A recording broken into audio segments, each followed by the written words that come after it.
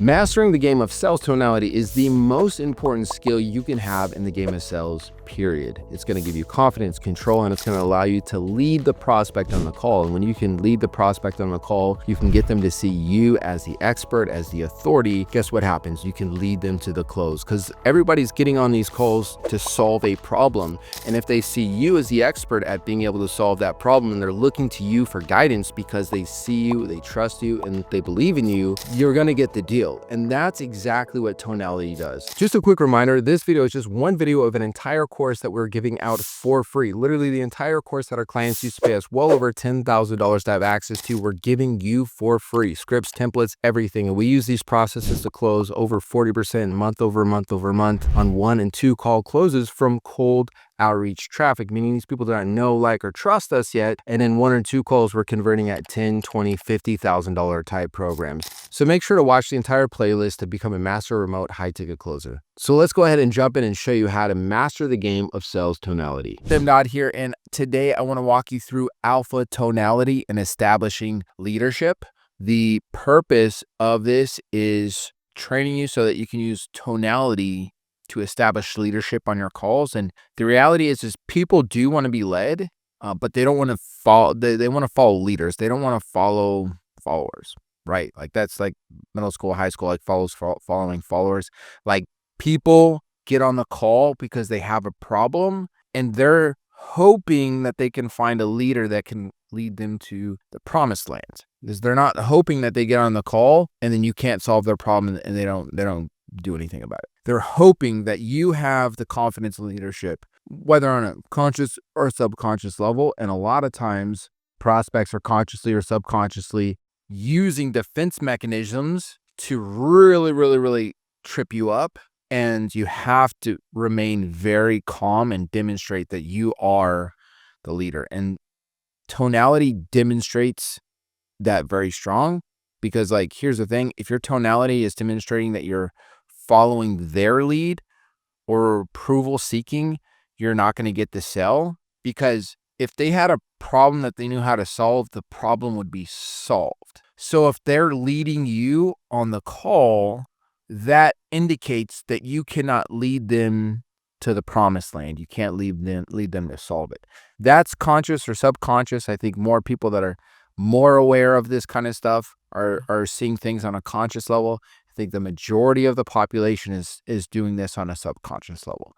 Like I see this very consciously. I can see it very consciously, and I'm getting better and better at it. But most people don't see this on a conscious level, but it is very powerful, right? So, okay, why? Because people want to be led by someone they can trust to lead them, right? People want to be led by great leaders.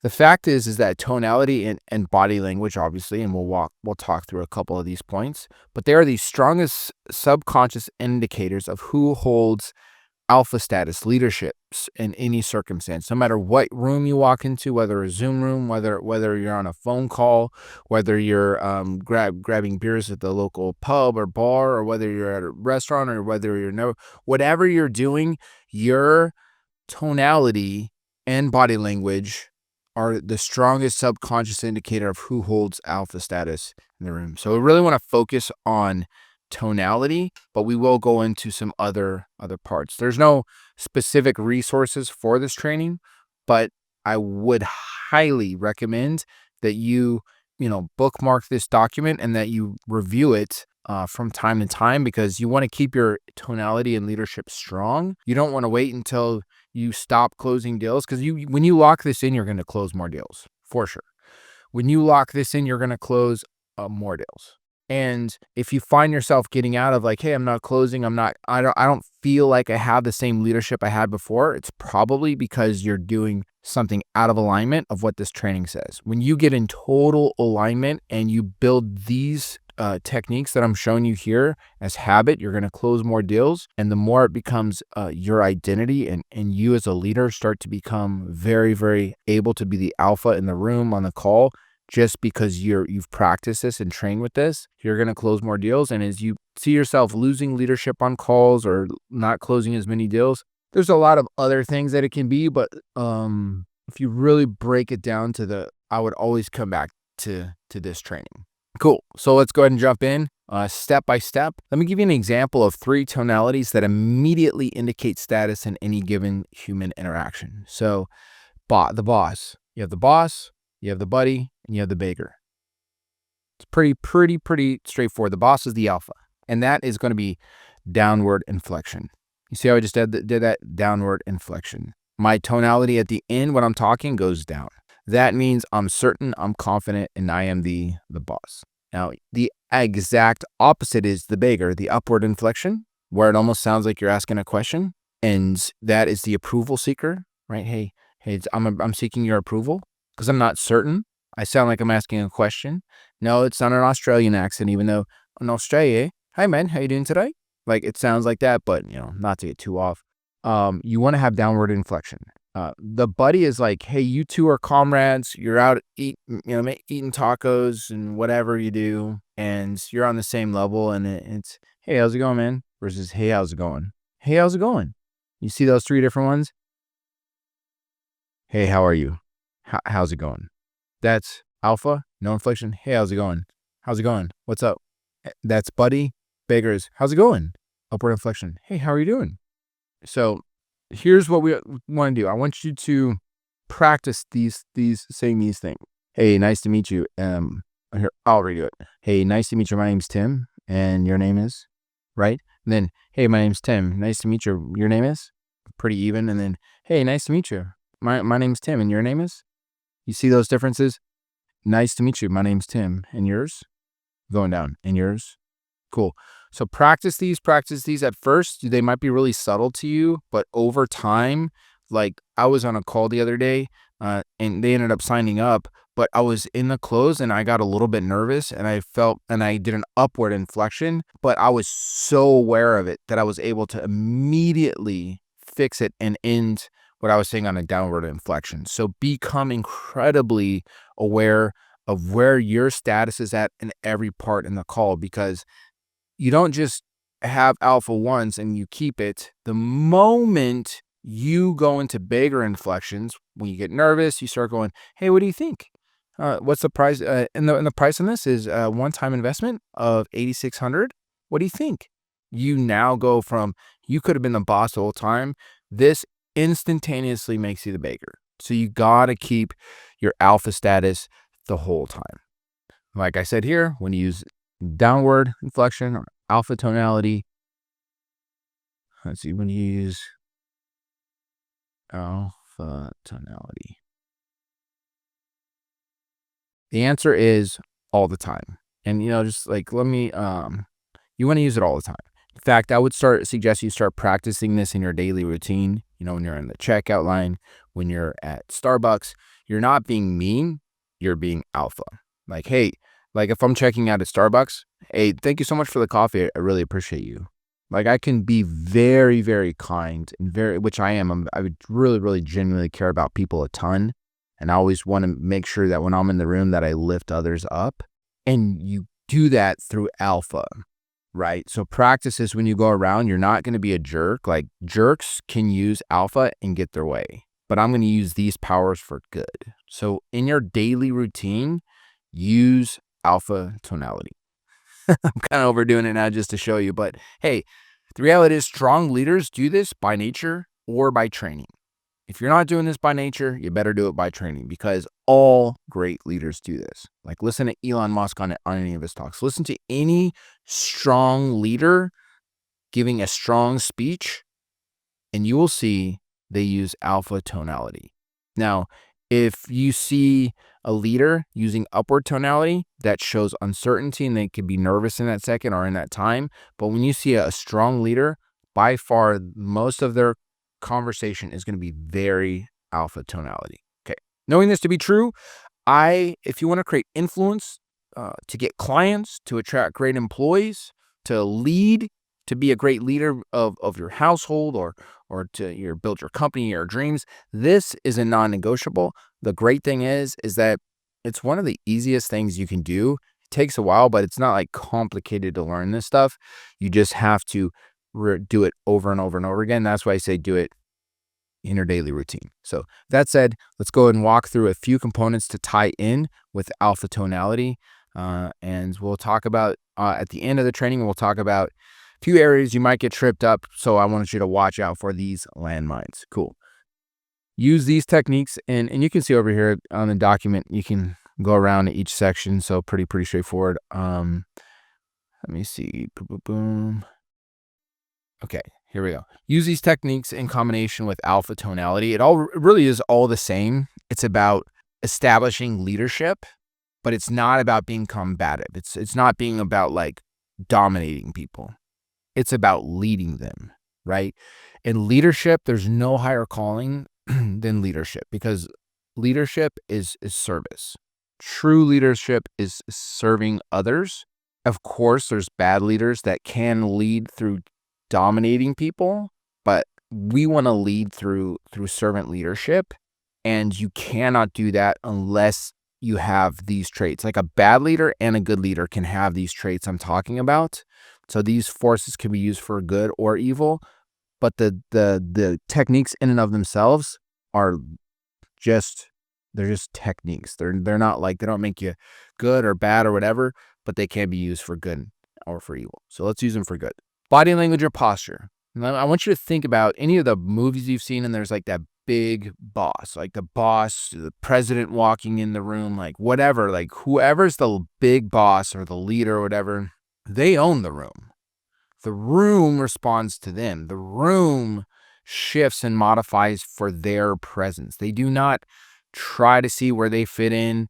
They control the energy of the room. They literally create the energy of the room, and the room in their mind exists for them. They're walking in and they're owning the room versus going, hey, where do I fit into this room? So think of body language, being open, being big, taking up space. Don't overdo it, but just being like, think about, I want to be comfortable in this room, and I'm going to be comfortable, and I'm going to let this room serve me, right? So just be very, very comfortable with your body language. Have great posture. Be very, don't be fidgety. Just be very firm.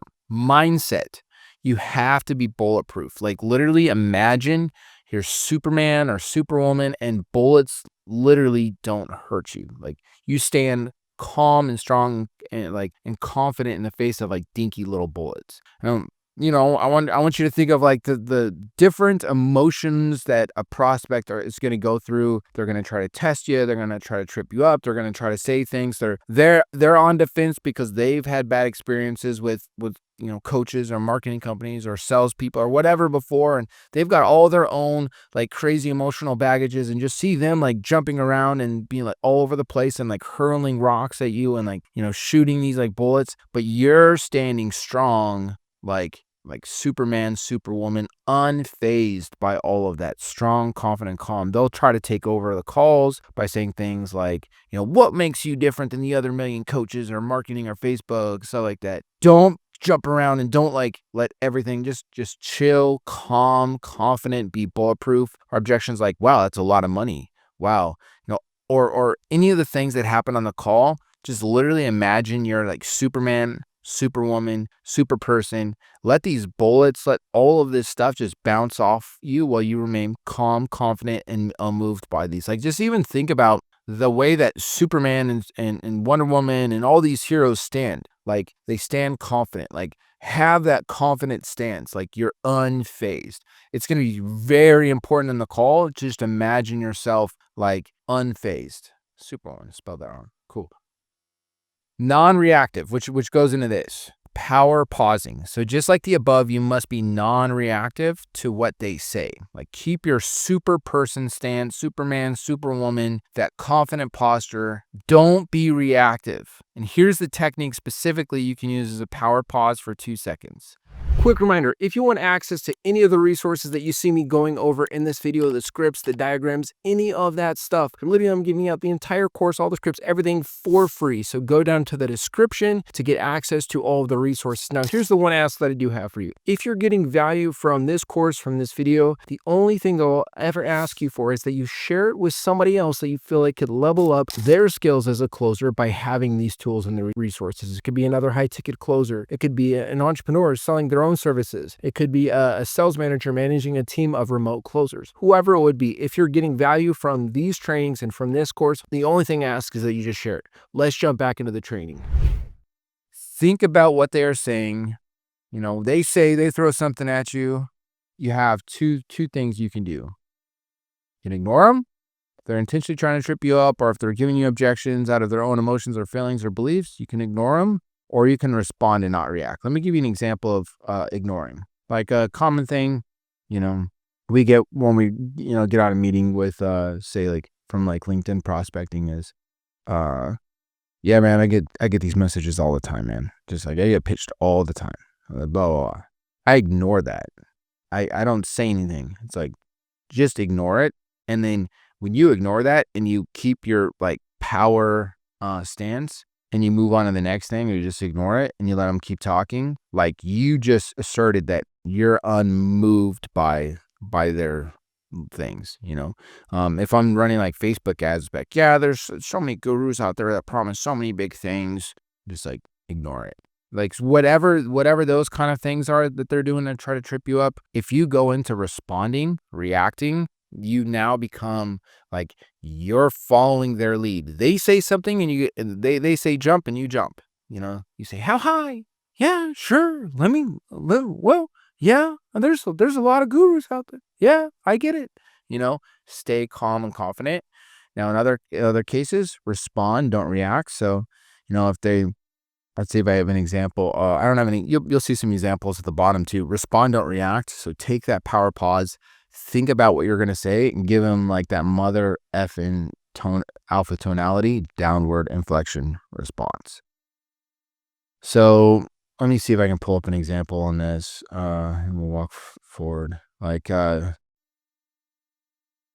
answering questions. So, under answering questions, practice your tonality answering. First power pause. Yep. Tuesday, and think about what they said. So, for instance, they said, hey, D, you go, the price is a one-time investment of 15K. And they go, do you have payment plans? What most people are going, yeah, in fact, we can split it up for you. 3 easy payments of blah, blah, blah, blah, blah.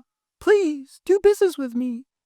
What you need to do instead is power pause, think about your response and say, most clients pay up front. Is there a specific reason why you're asking? See what I did there? I'm not jumping around. So let's come back up here. Non-reactive. So you see what I'm doing? I'm not reacting. I'm not jumping through. So in some cases, like, yeah, I just need to think about it. I just gotta take 24 hours. The way my mind works is 24 hours. I got all this stuff. Sometimes I just ignore that and go, gotcha. Yeah, no worries. So just to be clear, money aside, thinking about it aside, there's nothing else from keeping you from being 100% certain that this is what you needed to do. Well, just don't know anything about it. Gotcha. Okay. So you see that difference between being reactive versus responsive. And yeah, sometimes there's ignore in some situations. Okay. Use agreement to disarm. Simple things like, yeah, sure. Gotcha. No worries. It's totally fine. Like responding like that when somebody's trying to be combative, we don't want to be combative. Like somebody's being aggressive or just responding out of emotion or fear. Like, that's a lot of money. I don't know, man. Your competitor's charged. Oh, I don't know. I've tried this before and it didn't work. Like they're in emotion, right? Remember, you're Superman, you're Superwoman. You don't let those bullets like hurt you. Just bounces off you. And the way that you calm them down is from you staying calm. And the way you get them to move in the right direction is by you staying calm, and you use agreement to disarm them. That's going to calm them down and you stay calm. So like, just imagine this. Like, I want you to test this out. Like I literally never get in a fight with my wife. There's a book we read called The Big Leap, and it talks about upper limits. Like as you start getting into new levels of success, you're going to start getting in, you might notice yourself start getting in fights more with your wife, or you start hitting new levels of success. You're going to start being, I feel so burned out. Oh, there's a great book I highly suggest called The Big Leap by Gay Hendrickson or something like that. And it's about upper limiting. Highly suggest it because most of the frustrations and worries and stresses that you start feeling as you start to grow to new levels of success are not because of new problems, but they're because of old limiting beliefs. So Anyway, so I actually don't fight with my wife, but this is what, like, say I used to. I'm not saying I didn't have an ever, but I would use, this is the technique I would use when we used to fight. Yeah, you're right. You always say this. You always do this. You always do this. You know what? You're right. I totally agree with you. Yeah, exactly. Because you do. You know what? I do that. Like, you're 100% right. Yeah. You see what I did? I just disarmed. What if I said, if they go, you do this all the time, I go, no, well, you know what? I wouldn't do that if you didn't do this. Like, no one's gonna win that fight. So you just agree? Yeah, you're right. Totally agree. You know what? I do that. You're 100% right. I totally agree with you. You're right. So use agreement to disarm. So if somebody's in emotion or they're trying to do something to trip you up, and like, yeah, I just not sure. All these things. I've tried all these things. Like, yeah, no worries. Totally fine. I actually hear that a lot. And then you can do this agree and reassure. It's a very, very powerful technique to do. So what you're going to do in this technique, take note here, is you're reassuring that everyone who hasn't made it to the promised land thinks the same way. So what we're doing here is we're going to be playing on identity. And identity is one of the highest drivers of action. If not the highest, I would say the two biggest is identity and consistency bias. There's a book called Influence by Robert Cialdini. Highly suggested. He talks about this. Two biggest drivers of human behavior: identity, they want who they believe themselves to be, and being consistent with what they're saying. So this actually plays on both, what I'm about to show you. So you agree? Hey, no worries, totally get it. I hear what you're saying. I hear where you're coming from. And then I go reassure. Hey, most entrepreneurs I've talked to that haven't solved this problem and gotten to the promised land all say the same thing. So I'm playing on their identity. They just told me they want to be a successful entrepreneur. And then I'm playing on consistency bias. But now they're telling me the same thing that unsuccessful entrepreneurs told me. So it's very, very simple. Let me give you this example. So somebody gives you this big thing like, you know what, it's a big risk. Hey, no worries. Like, literally 70% of the entrepreneurs that haven't scaled past the 15K a month mark tell me the same thing. So I just played on their identity and consistency.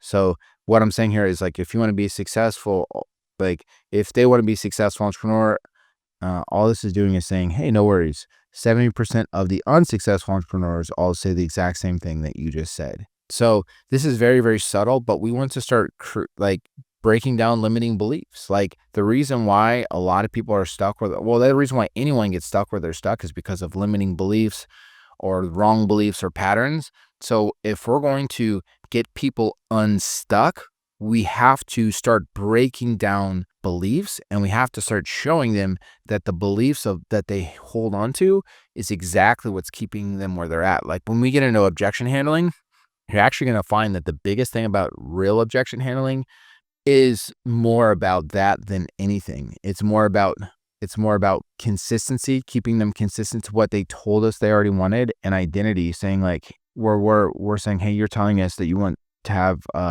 like this kind of success, but you're holding on to beliefs that are keeping you stuck. So not to get too advanced into that, I just want to do it here. If you start doing this, like, just get in a habit of doing this. Like, don't overdo it, but like, just start putting it in, throughout the call as people like kind of try to trip you up. This is really good. And it's going to just be a good habit to build because it's a foundation for some more advanced objection handling. We're not going to go into it here, but just remember, agree and reassure. And the reassure is that reassure them that others that haven't made it to the promised land say the same thing. Cool. No worries. I'd say that 70% of the, executives I talk to that haven't, created blank success, or 70% of the entrepreneurs I talk to that are just burned out and stressed and can't figure it out, all tell me the same thing. 70% of all the e-commerce companies I talk to that haven't scaled past blank ROAS, haven't done past blank ROAS, haven't done past blank revenue, they all tell me the same thing. Cool. All right, let's go into areas you might get tripped up in the call. So at this point, we've gone over the boss, the buddy, the beggar. We want to be the boss the whole time. When to use alpha tonality the whole time. Other techniques to use with alpha tonality is your body language, obviously. Your mindset's super important. use, agreement, and then we just went through the agree and reassurance. So where are the areas that you might get tripped up in your call? And I want you to practice these. You like literally grab this document and practice these after watching this video. Pause during this video and practice these, but you should be practicing these every day. You should be practicing these techniques throughout your whole day at Starbucks, at a restaurant, with your friends. You should start creating this. Look, if you want to build like an awesome company, you want to truly build your dreams, you want to truly help, you want to truly make impact, whatever that is, the number one thing you can do is be able to create influence and use that for good. And this is so creating your person at being that person of influence is going to take some training. So practice until this becomes natural, and then, refresh yourself on this as you need. Okay. Intro to the call. You might get tripped up here. Hey, John, how's it going, man? Nice to meet you. Where are you calling from? Versus, hey, John, great to meet you. Where are you calling in from, man? Oh, yeah, I'm in Miami, Florida. Have you ever been? Hey, awesome, John. Well, I know we got a lot to cover, man. Let's go ahead and jump in if you're ready. You see the difference, the way I just did that tonality versus, hey, John, great to meet you, man. Where are you calling in from? Yeah, I'm down here in Miami, Florida, man. Have you ever been? Awesome. Hey, man, I know we got a lot to cover. Are you okay if we go ahead and jump on in? Right? You see that I'm going extremes there, but if you're on a call with somebody like that versus, hey, John, great to meet you, man. Where are you calling in from? Yeah, cool, man. Yeah, I'm in Miami, Florida. Have you ever been down here? Yeah, man, it's crazy. Gotcha, man. Well, hey, I know we got a lot to cover. You want to go ahead and jump in? So it's not that I'm not using like humor and personality. I do actually use that, but your priority should be alpha tonality. So go ahead, pause, practice that, and we'll jump to the next one. Another area you're going to get tripped up on is asking questions. So practice these questions, So John, maybe the best place to start is like, what's your biggest challenge when it comes to lead generation right now? And you see how I'm kind of using a tonality where it's like, I'm thinking about what I'm saying. I'm not just like, so John, maybe the best place to start is like, where's your biggest challenge right now? Like, I'm literally thinking about the stuff I'm saying. So John, maybe the best place to start is what's your biggest challenge when it comes to lead generation right now? And remember that right now. We want to make what's the thing right now? Let's try this. They go, it's inconsistent, it's up and down, and does that put you in a tough spot? Yeah, dude.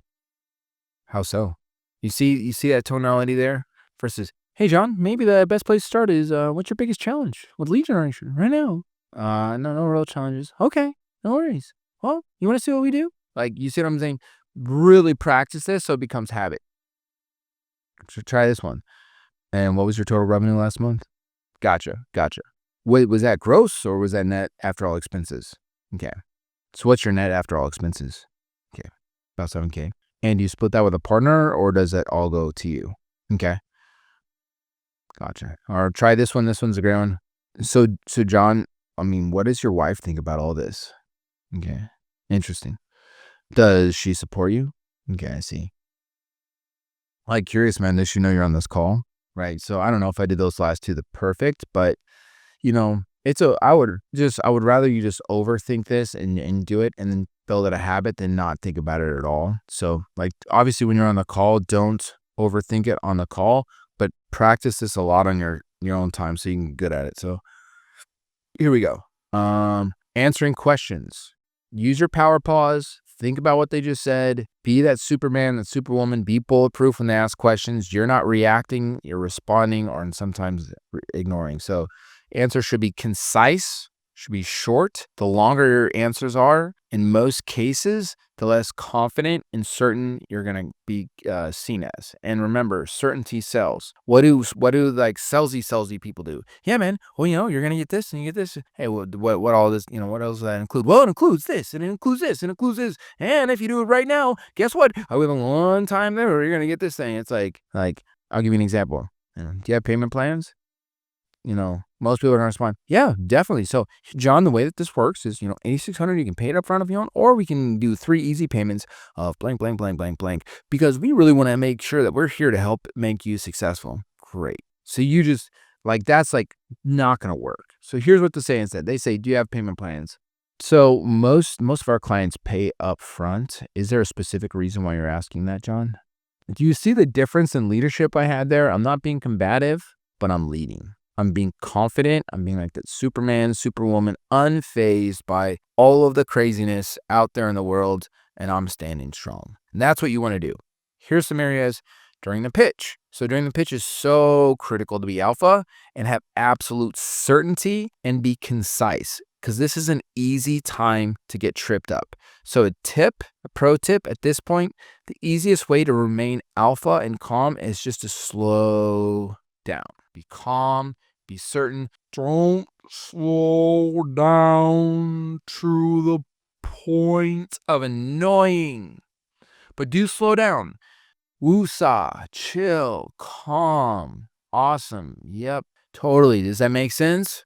Okay, what questions do you have on that? You see, it's much different. So when you want to be calm and confident, you want to be precise when you're talking. I said the very first thing we're going to do when we come in is we're going to build out your identical client avatar profile.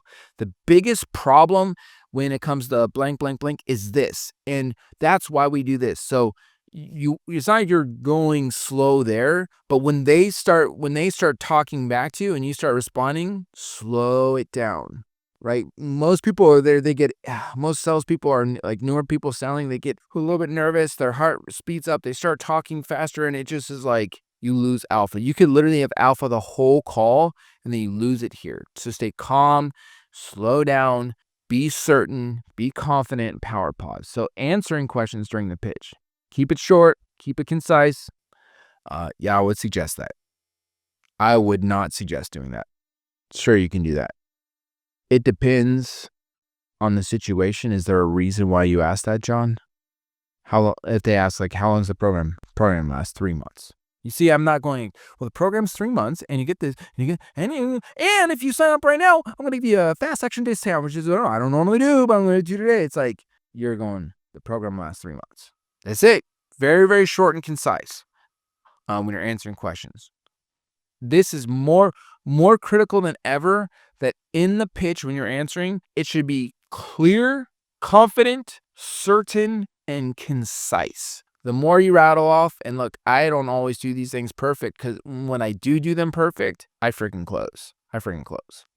Okay, cool. Price drop. Tonality is critical here. I want you to practice your price drop 2 times what you actually charge. So if your program's $5K, I want you charging $10K in your practice. If your program's $10K, I want you to drop in $20K. For example, if your program's $6K, you're going to practice this. The investment is only $12K. It's a one-time investment of $12K. Or this is something that we use a lot, where you go, the investment to get high-level outcome is blank. Right. The investment to get you to $50K a month, ultimately $600,000 a year, is only $12K. See, I said it quick, said it certain, and I did it like alpha. No big deal. Practice this, because if you trip up here, it's going to cost you. Okay, let's talk about objection handling, and this is the last part in this training, and that is, do not jump through every hoop. You got to stay Superman, Superwoman, calm, cool, let all the bullets and all the craziness in the world just bounce off you. Like you're good. You're freaking Superman or Superwoman. So be like firm, stand like that. Imagine that power pose, like that power pose that like Superman and Wonder Woman and all these heroes hold, like that strong, confident. Like imagine yourself being like that superhero, whoever your favorite superhero is. Now, be the boss, alpha tonality, not the beggar with upward tonality. Objection handle. Remember, money makes people temporarily insane. The moment you price drop, literally the same things that happen in their mind, like the chemical reactions, the neurology is the same as going like temporarily insane. So they're literally going temporarily insane. And if they're in temporary insanity and you go into temporary insanity, 2 crazy people in the room is not going to get much done. So if they go into temporary insanity, which they will, in most cases, if this is like a big, investment or commitment for them, and it's not always, sometimes it's like, oh, wow, that's really cheap. And then sometimes it's like, oh my God, like, where am I going to get that money? And they just go into temporary insanity. So you need to stay calm, sane, confident, and certain. Very important to be that Superman, Superwoman, super person here. Stay calm, power pause. This is where you slow it down. You want to ignore the first, well, okay, gotcha. I just need to put the finances together and figure out the budgets and work with the this, and I need 24 hours to think about it. Just never make these kind of decisions. Stay calm. Let them go through other stuff. Let them just say what they're going to say. Use agreement reinsure, Yeah, gotcha. Cool. Okay. No worries. Totally understand that. And then bring them back to solving the problem. So just to be clear, thinking about it aside, there's nothing else from keeping you from being 100% certain that this is what you need to do. Yeah, well, okay, gotcha. And I know you were saying before that this is an 8 out of 10 on the process, like because this, that, and the other. You told me that stuff, right? Is that still true? Right? Yeah, cool, awesome. Okay, two tie downs. Tie them down on the process to fix the problem twice. Two times brings them back. Once you tie them down twice, it kind of pulls them out of that temporary insanity.